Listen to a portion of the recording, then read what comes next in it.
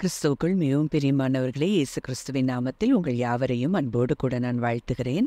இந்த நாளிலும் தேவன் நம்மோடு கூட இடைப்படுகின்ற வார்த்தை யோவான் 6ஆம் அதிகாரம் 29 இயேசு அவர்களுக்கு பிரதியுத்தரமாக, அவர் அனுப்பினவரை நீங்கள் விசுவாசிப்பதே தேவனுக்கேற்ற கிரியையாயிருக்கிறது என்றார்.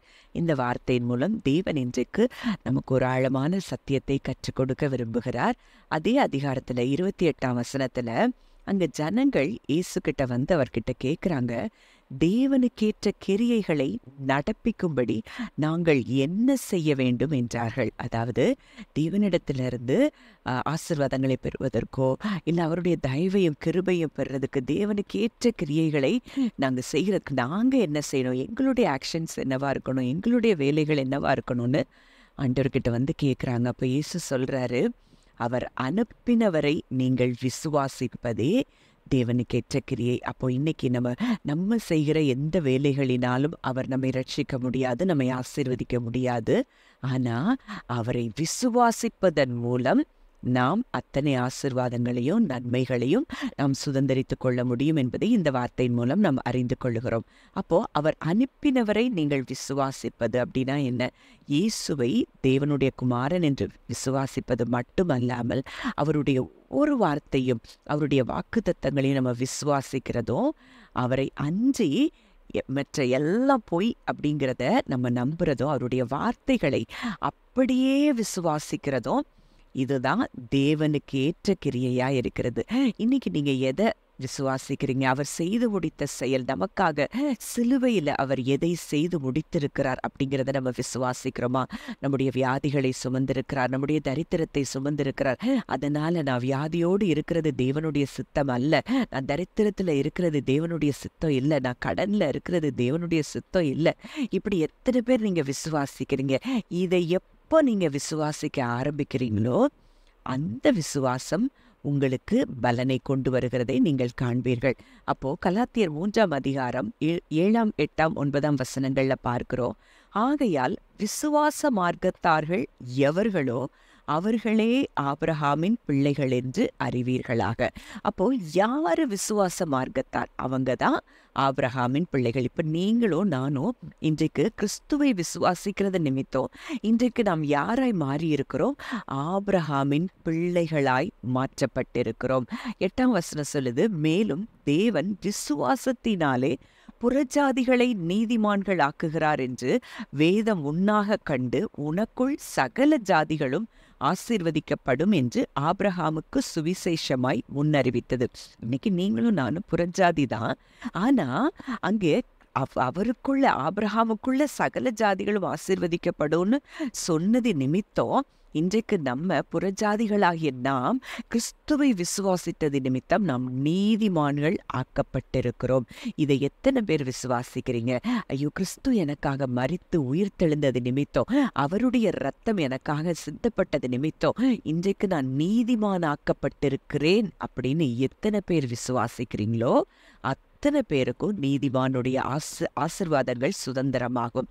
யாரெல்லாம் அவருடைய பிள்ளைகள், நான் இன்றைக்கு அவரை விசுவாசித்தது நிமித்தம் ஆபிரகாமின் பிள்ளையாய் மாற்றப்பட்டிருக்கிறேன்னு விசுவாசிக்கிறீங்களோ, ஆபிரகாமுக்கு உடன்படிக்கையின் மூலம் கொடுத்த அத்தனை வாக்குத்தத்தங்களும் ஆசீர்வாதங்களும் இன்றைக்கு உங்களுக்கு சுதந்திரமாகிறதை நீங்கள் காண்பீர்கள்.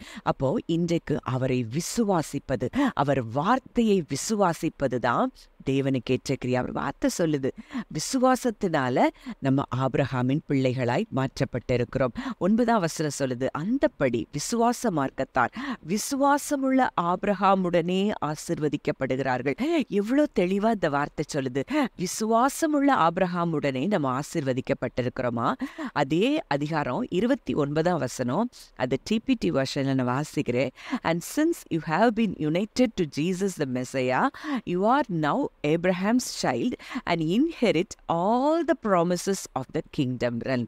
நம்ம இன்றைக்கு கிறிஸ்துவோடு இணைக்கப்பட்டிருக்கிறபடியினால, மேசியாவோடு இணைக்கப்பட்டிருக்கிறபடியினால, நம்ம இன்றைக்கு ஆபிரகாமுடைய பிள்ளைகளாய் இருக்கிறபடியினால ஆபிரகாமுக்கு உண்டான அத்தனை ஆசீர்வாதங்களுக்கும் நாம் சுதந்திரவாளிகளாய் மாறுகிறோம். இதைத்தான் லூக்கா 13ஆம் அதிகாரத்துல ஒரு சம்பவம் சொல்லப்பட்டிருக்கிறது.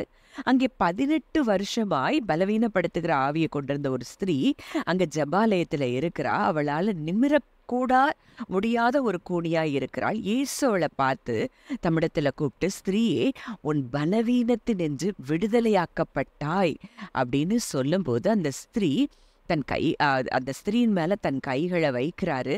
உடனே அவள் நிமிர்ந்து தேவனை மகிமைப்படுத்தினாள். அப்ப அங்க ஜெபாலய தலைவன் எல்லாம் கோபம் அடைஞ்சு ஓய்வு நாள்ல சுகமாக்குனதுனால அவங்க கோபம் அடைகிறாங்க. அப்போ அங்க ஆண்டவர் சொல்றாரு, இதோ சாத்தான் 18 வருஷமாய் கட்டியிருந்த ஆபிரகாமின் குமாரத்தி ஆகிய இவளை ஓய்வு நாளில் இந்த கட்டிலிருந்து அவிழ்த்து விட வேண்டியது இல்லையா என்றார். அப்போ ஆபிரகாமின் பிள்ளைகள் வியாதியின் கட்டுகளில இருக்கிறது தேவனுடைய சித்தம் அல்ல.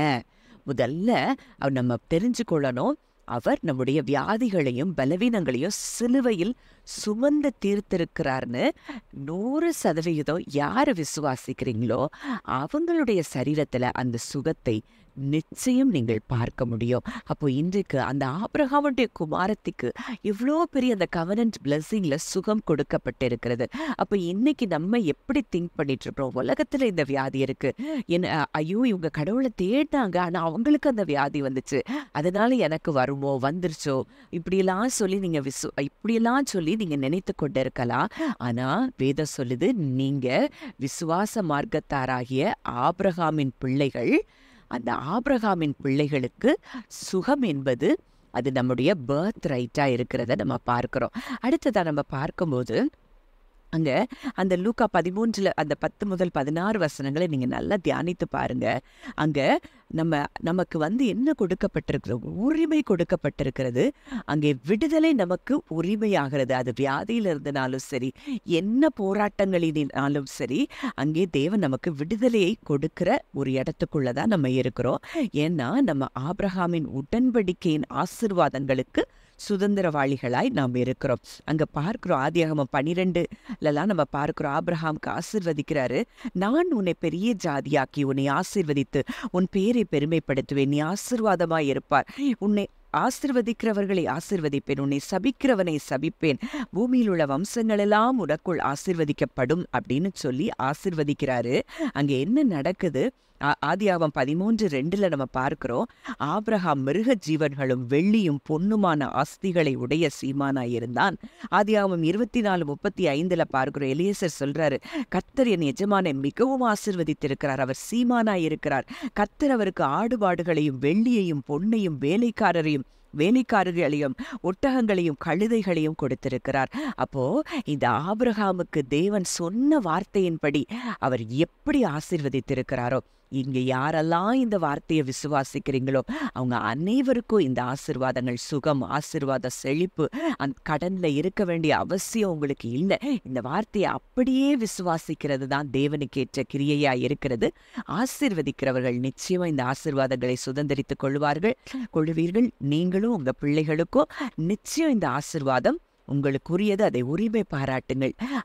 அதை சுதந்திரமாய் நீங்க மாற்றிக்கொள்ளுங்க. நிச்சயமாய் கர்த்தர் இந்த வார்த்தையின்படி உங்கள் ஒவ்வொருவரையும் ஆசீர்வதிப்பாராக. ஜெபிக்கலாம்.